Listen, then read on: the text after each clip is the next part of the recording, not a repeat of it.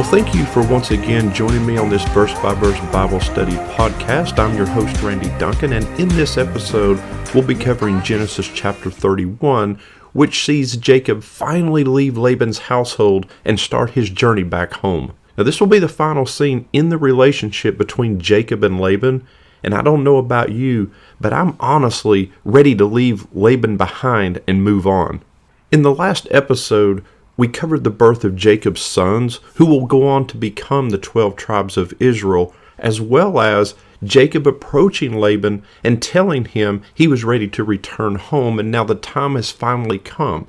And so with that, we begin chapter 31, which will be a bit longer than usual, but there just wasn't a good spot to break this into two different episodes. So verses 1 through 3 read, "Now Jacob heard that the sons of Laban were saying, 'Jacob has taken all that was our father's, and from what was our father's he has gained all his wealth.' And Jacob saw that Laban did not regard him with favor as before. Then the Lord said to Jacob, 'Return to the land of your fathers and to your kindred, and I will be with you.'" So this chapter begins with Laban's sons complaining that Jacob has taken all that was Laban's and he had become wealthy. They see Jacob's wealth as basically stolen from Laban. But the reality, however, is that Laban was the one who agreed to the wages he would pay Jacob. And so they sound like many people today who envy and resent the success of others. Rather than asking Jacob for tips on maybe how to better manage their flocks or just simply learning from him, they simply accuse him of stealing it from their father. But this wasn't true. It wasn't the reality of the situation. But people will be people, and emotion oftentimes overrides rationality. You know, there's this old lawyer saying that says, look, if you have the law on your side, argue the law. If you have the facts on your side, argue the facts. But if you have neither, pound the table. And again, that sounds a lot like what we see in society today. It doesn't matter if your position is based in reality or not. If I yell loud enough, maybe I can get my way. But anyway, Jacob hears all this. Meanwhile, Jacob also notices that Laban's demeanor towards him has changed. So between both of these, Jacob no doubt sees trouble on the horizon. And if Jacob had any doubts about whether or not this was the time to leave, God takes care of that for him, as he commands Jacob to return to the land of his fathers. He also reassures Jacob by saying, "And I will be with you." This also sort of harkens back to the episode at Bethel during Jacob's journey to Laban's house to begin with, where God told Jacob, "Remember, I am with you." It's interesting also that this is the exact opposite of the command God gave to Abraham. God told Abraham to leave his home and his family, but here God tells Jacob to return to his home and to the land of his fathers. But even more importantly, I think, God's command to Jacob to depart foreshadows the Exodus, with Jacob, whose name will be changed by God to Israel, leaves a situation of bondage to return back to his homeland, the land of Canaan. Now I'm going to read a few more verses together here than I normally do, because again, there just isn't a good break point. So verses 4 through 16 read, "So Jacob sent and called Rachel and Leah into the field where his flock was, and he said to them, 'I see that your father does not regard me with favor as he did before, but the God of my father has been with me. You know that I have served your father with all my strength, yet your father has cheated me, and he's changed my wages 10 times. But God did not permit him to harm me. If he said, 'The spotted shall be your wages,' then all the flock bore spotted. And if he said, 'The striped shall be your wages,' then all the flock bore striped. Thus God has taken away the livestock of your father and given them to me. In the breeding season of the flock, I lifted up my eyes and saw in a dream that the goats that mated with the flock were striped, spotted, and mottled. Then the angel of God said to me in a dream, 'Jacob,' and I said, 'Here am I.' And he said, 'Lift up your eyes and see. All the goats that mate with the flock are striped, spotted, and mottled, for I have seen all that Laban is doing to you. I am the God of Bethel, where you anointed a pillar and made a vow to me. Now arise, go out from this land, and return to the land of your kindred.' Then Rachel and Leah answered and said to him, 'Is there any portion or inheritance left to us in our father's house? Are we not regarded by him as foreigners? for he has sold us, and he has indeed devoured our money. All the wealth that God has taken away from our father belongs to us and to our children.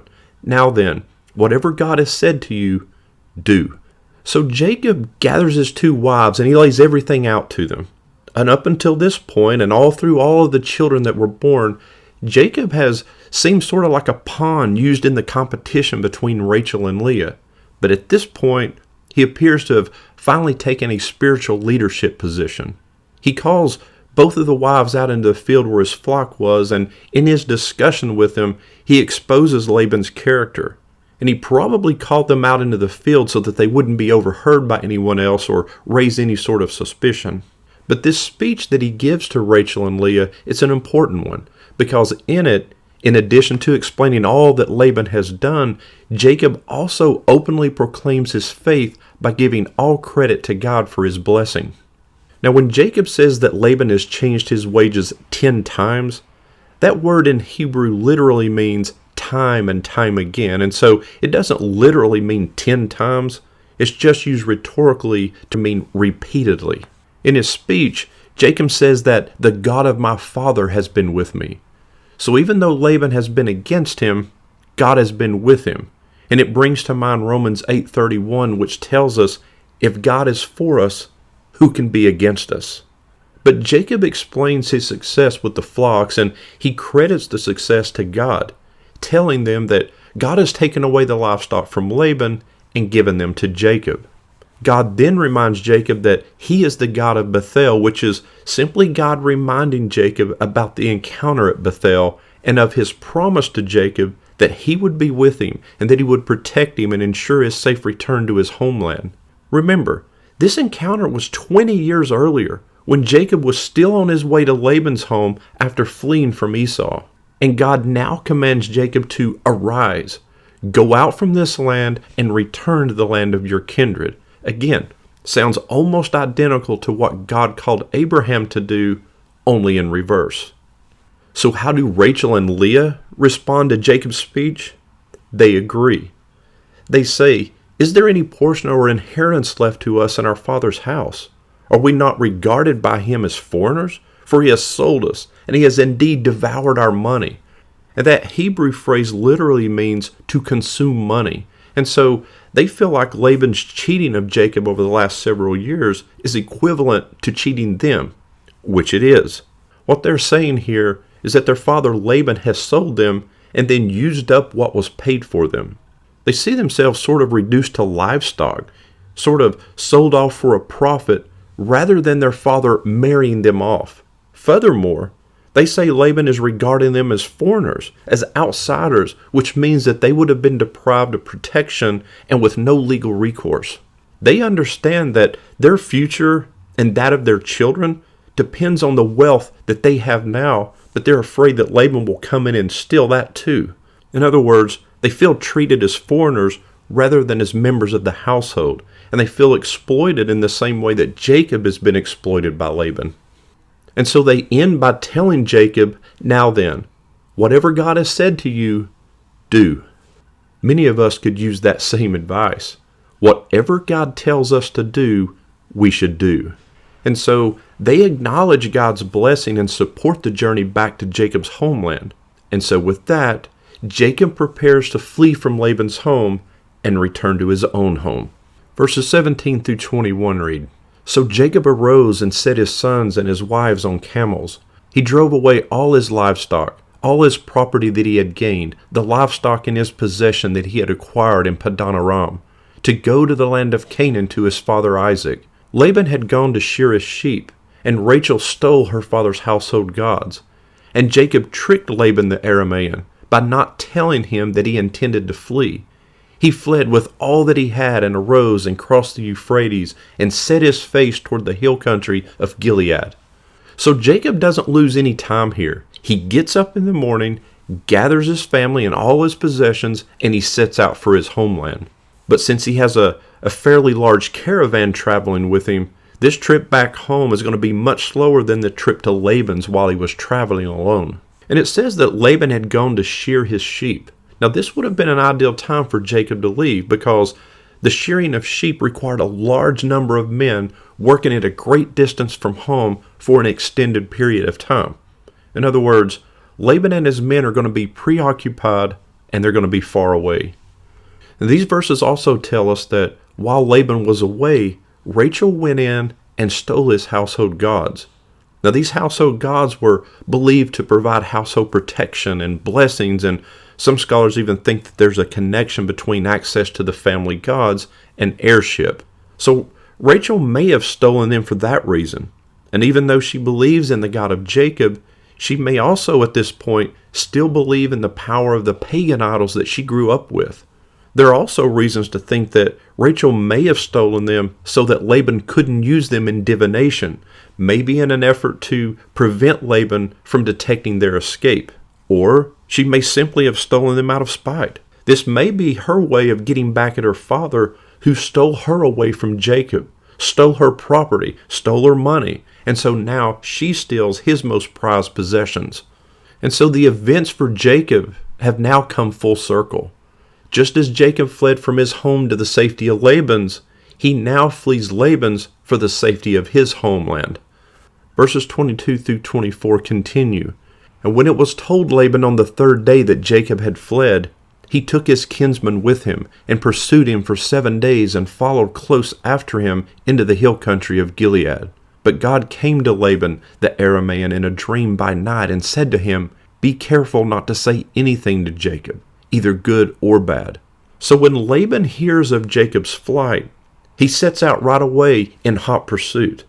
Laban gathered up his kinsmen and he begins to pursue Jacob. Now this likely would have been his whole clan, which would have been much larger than Jacob's and would have given Laban military superiority. But as he's catching up with Jacob, God appears to Laban in a dream and warns him not to say anything to Jacob, good or bad. Now, this was not the first time God has appeared to someone in a dream and warned them about harming one of his people. Remember Abraham and Sarah. Abimelech took Sarah, and God explained the situation to him in a dream. God told Abimelech in Genesis 23, "Behold, you are a dead man because of the woman whom you've taken, for she is a man's wife." But here, God tells Laban, be careful not to say anything to Jacob, either good or bad, which literally means speaking from good until bad. Now, this is a figure of speech called a merism.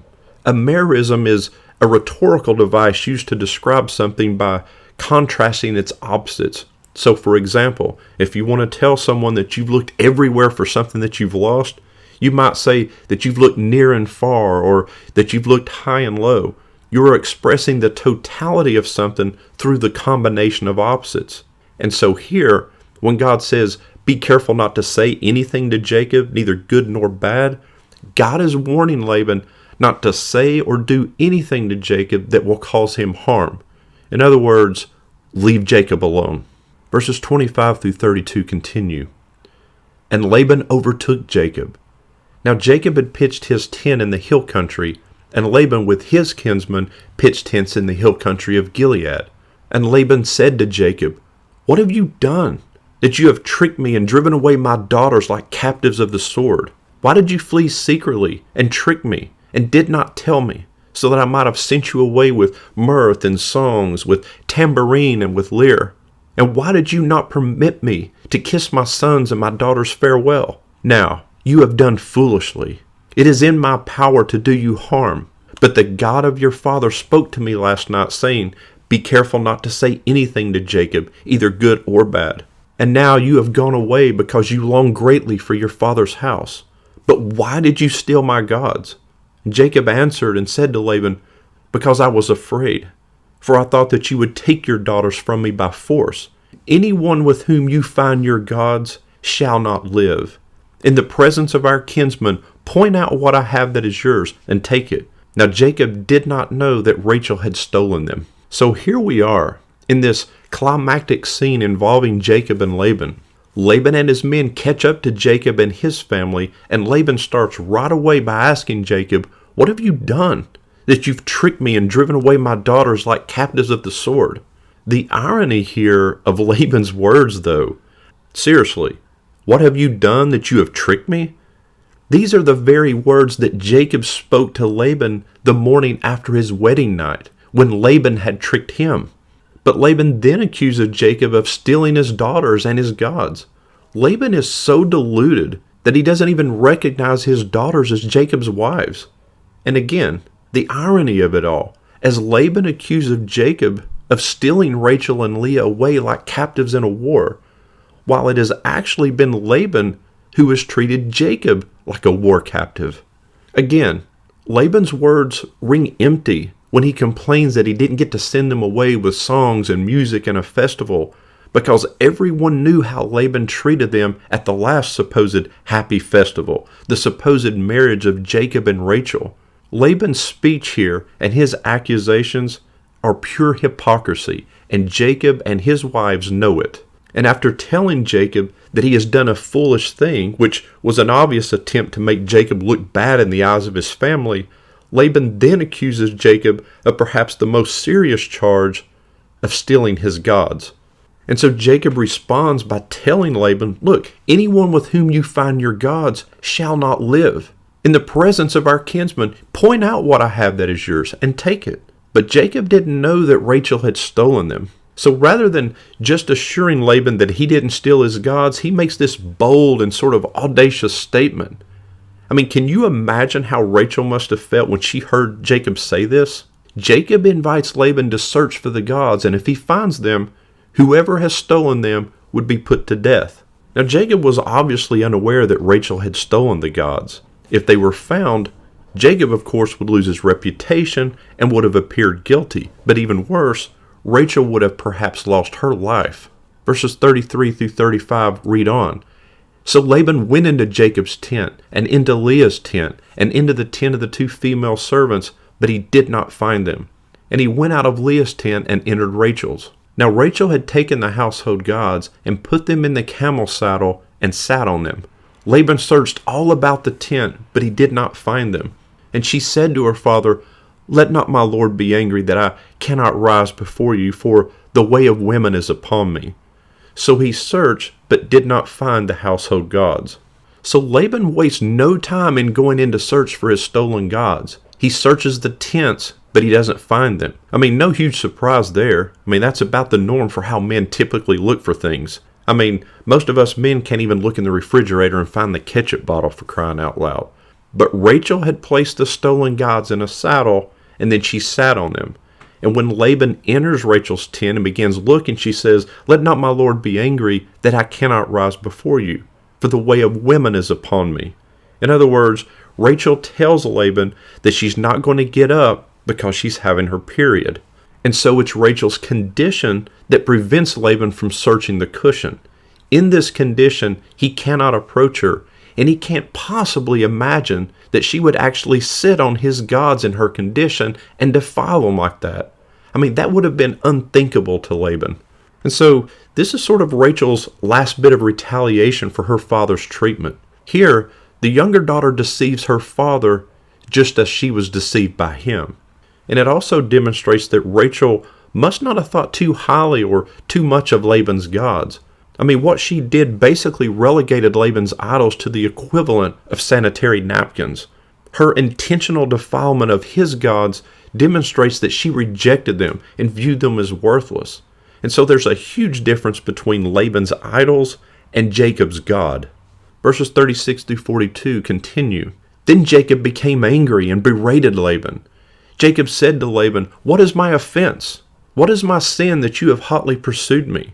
For you have searched through all of my goods. What have you found of all your household goods? Set it here before my kinsmen and your kinsmen, that they may decide between us two. These 20 years I have been with you. Your ewes and your female goats have not miscarried, and I have not eaten the rams of your flocks. What was torn by wild beasts, I did not bring to you. I bore the loss of it myself. From my hand you required it, whether stolen by day or stolen by night. There I was. By the day the heat consumed me, and the cold by night, and my sleep fled from my eyes. These 20 years I have been in your house. I have served you 14 years for your 2 daughters, and 6 years for your flock, and you have changed my wages 10 times. If the God of my father, the God of Abraham and the fear of Isaac had not been on my side, surely now you would have sent me away empty-handed. God saw my affliction and the labor of my hands and rebuked you last night." And so it sounds like 20 years of frustration and suppressed anger have finally boiled over with Jacob, and he essentially goes off on Laban. Ironically, although Jacob's complaints about Laban were legitimate and he finally goes off, but he goes off over the one complaint from Laban that was actually valid, that somebody had stolen his idols. But Jacob asked Laban, "What is my crime? What is my sin? Show me what you found and bring it out for all to see so that they can judge between us." And in doing so, Jacob turns the tables here, and he goes from being the accused to now being the accuser. And he reminds Laban of how over the past 20 years, he has done right by Laban in his handling of his flocks, and he's even absorbed the losses himself, going way beyond his actual obligations to Laban. Jacob also summarizes the 14 years that he worked for his wives and how he endured great hardship along the way, and during that time, Laban has cheated him time and time again. And he ends his berating of Laban by saying that if God had not been with him, Laban would have sent him and his family away empty-handed. And so verses 43 through 50 continue. Then Laban answered and said to Jacob, "The daughters are my daughters, the children are my children, the flocks are my flocks, and all that you see is mine. But what can I do this day for these my daughters, or for their children whom they have borne? Come now, let us make a covenant, you and I, and let it be a witness between you and me." So Jacob took a stone and set it up as a pillar. And Jacob said to his kinsmen, "Gather stones." And they took stones and made a heap, and they ate there by the heap. Laban called it Yeger Suhadatah, but Jacob called it Gilad. Laban said, "This heap is a witness between you and me today." Therefore he named it Gilad and Mitzpah, for he said, "The Lord watch between you and me, when we are out of one another's sight. If you oppress my daughters, or if you take wives besides my daughters, although no one is with us, see that God is a witness between you and me." So Laban has now been publicly exposed by Jacob, and even still, he responds with an emotional last attempt to save face by sort of telling Jacob, "Look, all that you have is mine, and if it were not for me, you'd still be a nobody. You'd still have nothing. Besides, how could you think I would harm my own daughters?" So Laban is completely dismissing the contracts that he made with Jacob. But more importantly, he's dismissing God's hand in all of this, because the truth is that God is the one who has given everything to Jacob. In Laban's view, Jacob's nothing more here than an indentured servant, and he viewed Jacob's children and his grandchildren as his rightful possessions. But he also understands that his options here are somewhat limited. And so Laban then shifts gears and says, "Come now, let us make a treaty together." And so by proposing this, he concedes and admits that he has lost this lawsuit. In fact, Jacob has no need of a treaty with Laban. God has vindicated Jacob, and so Jacob has nothing to fear. On the other hand, Laban has been plundered. He's now the inferior, and now he feels threatened by Jacob, which is why he initiates this non-aggression treaty.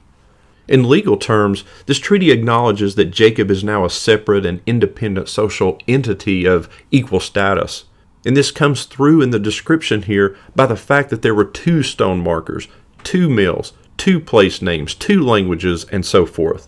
And even in his remarks regarding the treaty, Laban doesn't recognize the irony of his words when he tells Jacob, "And if you oppress my daughters," when all the while the truth is that it's been Laban himself who has oppressed his daughters.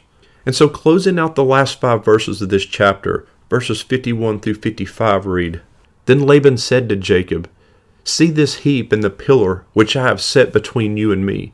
This heap is a witness, and the pillar is a witness, that I will not pass over this heap to you, and you will not pass over this heap and this pillar to me, to do harm. The God of Abraham and the God of Nahor, the God of their father, judge between us." So Jacob swore by the fear of his father Isaac, and Jacob offered a sacrifice in the hill country and called his kinsmen to eat bread. They ate bread and spent the night in the hill country. Early in the morning, Laban arose, kissed his grandchildren and his daughters, and blessed them. Then Laban departed, and returned home. And so there were actually two purposes to the stone pillars that were erected. First, they served as a witness to the peace treaty. But secondly, they also served as boundary markers. They stand as a witness to the agreed upon land between Israel and Aram. And we see later on in 1st and 2nd Kings that this area was an area of dispute. Laban also says, "May the God of Abraham and the God of Nahor judge between us." So Laban has two deities in mind here, Jacob's God and his God. But it's important here to notice that Jacob ignores Laban's exact formula here, and he swore only by the fear of his father Isaac, meaning he is swearing only to his God, not also to the God of Laban. Now, erecting a stone monument and offering a sacrifice were two important aspects in this treaty-making process. So Jacob does this. And just as God enabled Abraham and Isaac to establish themselves as a distinct nation equal to the Philistines, he also now enables Jacob to do the same with the Aramaeans. But as we look back at this chapter, and this entire episode of Jacob fleeing Esau, all he endured at the hands of Laban, and now that he is set to return home, I think there are a couple important things to look back and consider. First is simply the incredible foreshadowing that we see in this episode. And what I mean is how the foreshadowing of these chapters with Jacob point to Israel's bondage to Egypt, and then the subsequent Exodus. Both of them flee from bondage. They leave in response to God's command to go back to the land of Canaan. Both Jacob and Israel, they spoil their enemy of wealth and of their gods. They're both pursued and overtaken by superior forces, and they are both delivered by divine intervention. And I think the other thing to think about here is that whether he was leaving his home on the run from Esau, or now that he'll be returning home now that he's been redeemed, Jacob has never traveled alone. And as you go through life, neither do you. When things are going great, or when you're in a season of hardship and difficulties, whether you're standing on the mountaintop or walking through the valley, God is there. You see, Jacob has been redeemed. He's coming home. And that same promise is available to you. In Isaiah 41, we read, "Fear not, for I am with you. Be not dismayed, for I am your God. I will strengthen you. I will help you. For I, the Lord your God, hold your right hand. It is I who say to you, fear not. I am the one who helps you. Your Redeemer is the Holy One of Israel." We also read in Colossians 1, "He has delivered us from the domain of darkness and transferred us to the kingdom of his beloved Son, in whom we have redemption, the forgiveness of sins."